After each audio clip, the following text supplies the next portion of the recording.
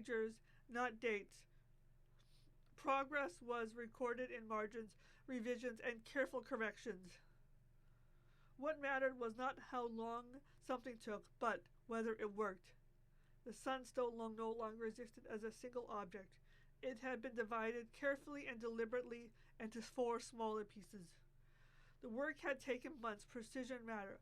Research had shown that using more of the stone than necessary did not increase effectiveness. It only wasted resources that could not be replaced. Power, it turned out, was not just about scale, it was about control. Matthew stood in the laboratory reviewing final preparations for the first test. Equipment hummed, runes had been drafted, erased, and drafted again until there was no longer room left for interpretation. The air carried the familiar tension of something long had been anticipated. They were ready. His thoughts, unbidden. His older sister had moved back to the family house. She lived there now with her mother and her 2 children. The war had taken her husband, leaving the house too big and the future that had narrowed without warning. The house was no longer empty. The thought comforted him more than he expected.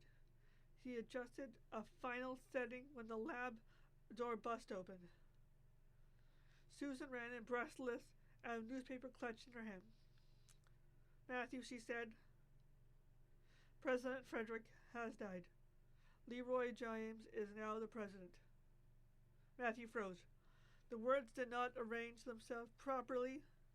He read the headline once again, as if reputation might explain it. Leroy James. He did not recognize the name. Around him, others murmured. Someone asked the same question aloud that had already formed in Matthew's mind. Who is that? Professor Verne stepped forward, taking in papers, scanning. His brow furrowed, not with calculation, but with genuine surprise.